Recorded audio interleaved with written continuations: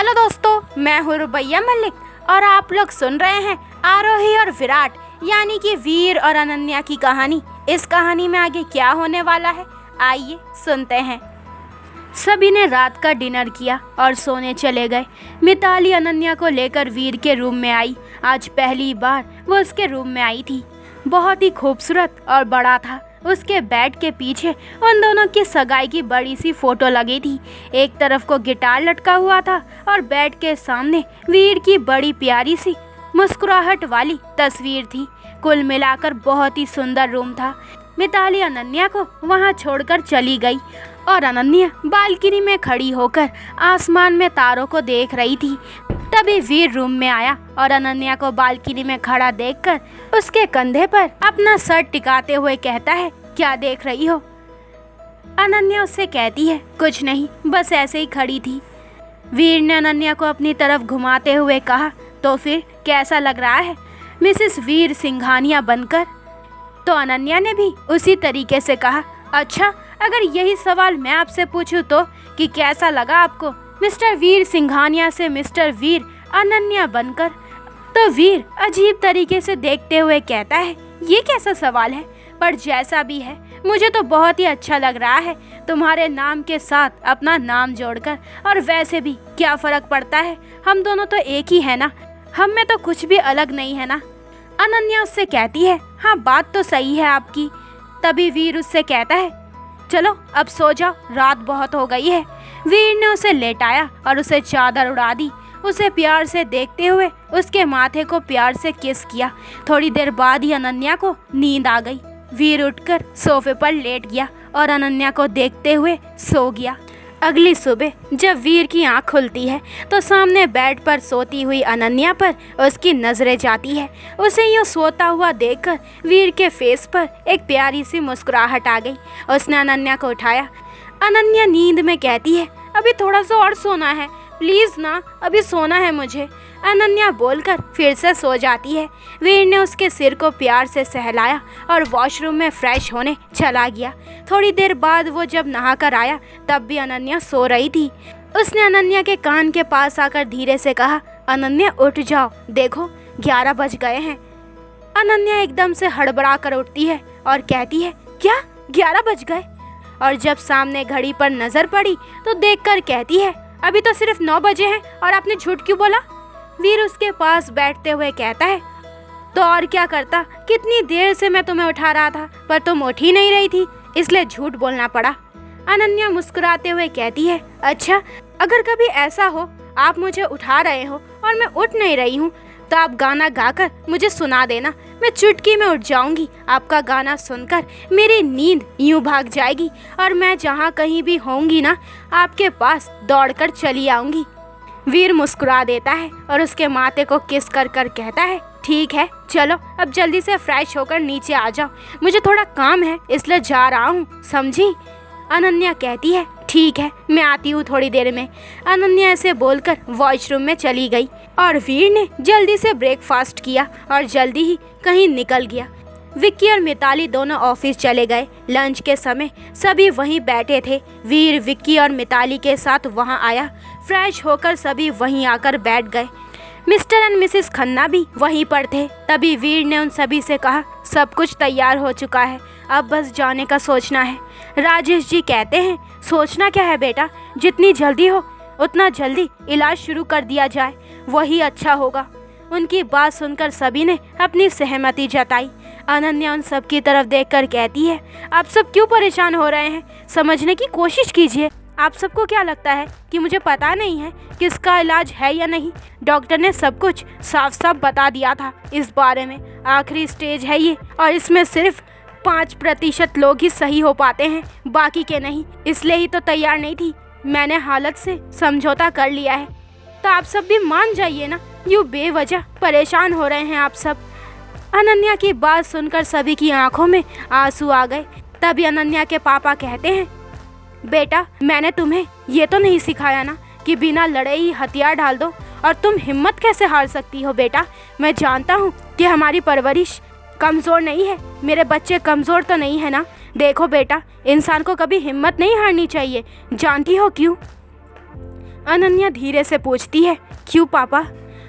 तो उसके पापा मुस्कुराते हुए कहते हैं, क्योंकि पहाड़ों से निकलने वाली नदी ने आज तक रास्ते में किसी से ये नहीं पूछा कि समुंदर कितनी दूर है। वो बस बहती जाती है और एक समय में अपनी मंजिल पर पहुंच ही जाती है। इसलिए ज़िंदगी में कितनी ही बड़ी मुसीबतें क्यों ना आ जाए, फिर चाहे वह बीमारी ही क्यों ना हो, कभी हिम्मत मत हारो, बल्कि उस बीमारी का डटकर सामना करो।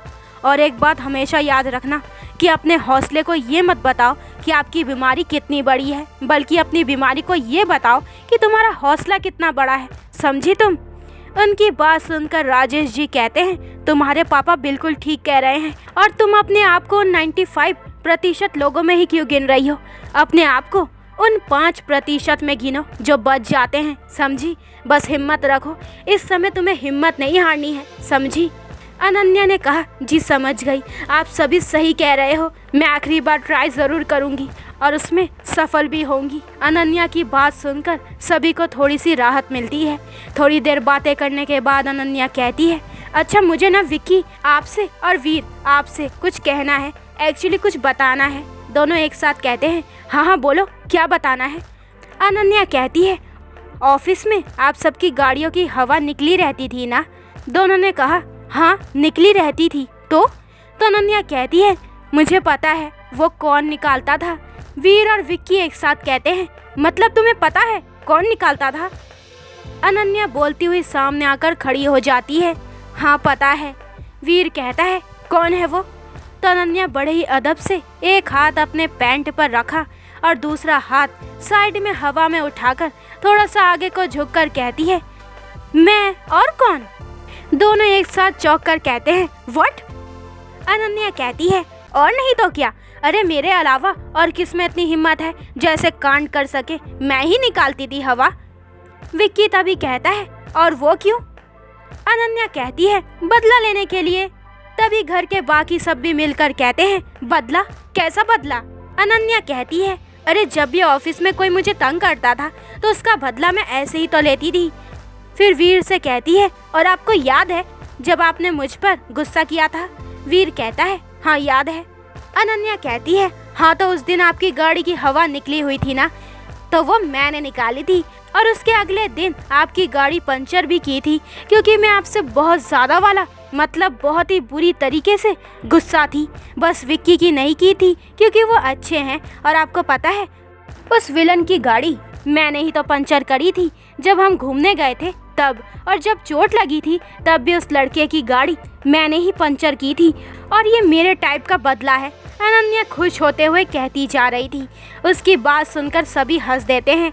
अनन्या की माँ कहती है, अपने कांड कितने खुश होकर बता रही है, पागल लड़की।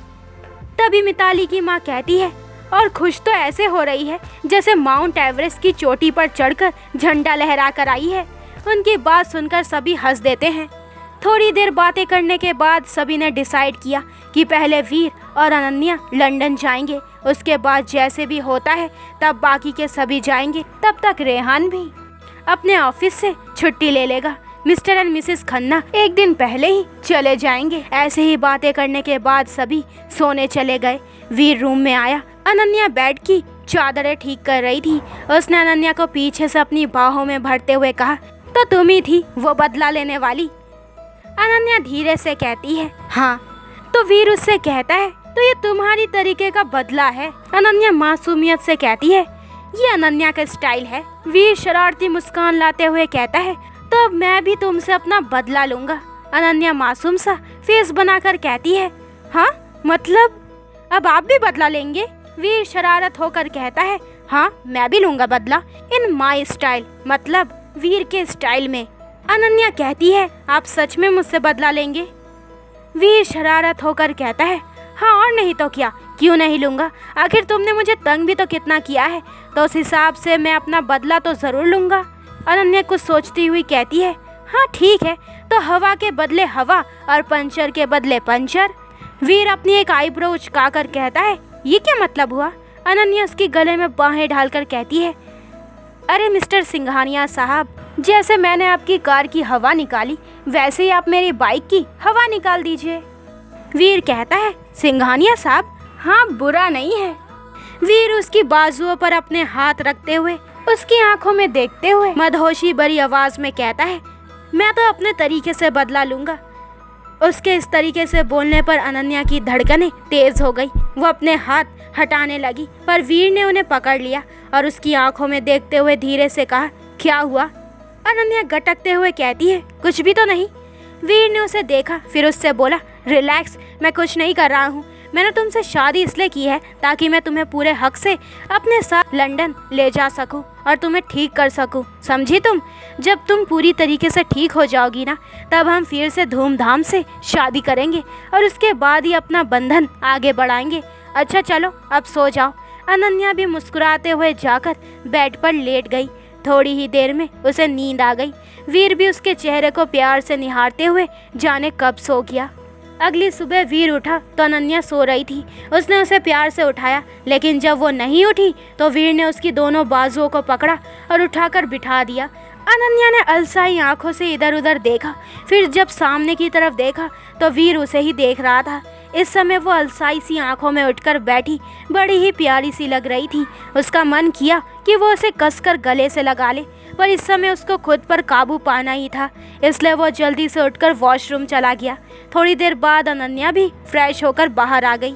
3 दिन बाद वीर ने अनन्या को लेकर लंदन जाना था और जाने से पहले अनन्या एक बार अनाथालय और आश्रम जाकर आई और वहाँ पर सभी से अपने लिए आशीर्वाद लेकर आई। सच्चाई जानकर सभी बहुत दुखी हुए थे, पर भगवान से प्रार्थना भी कर रहे थे।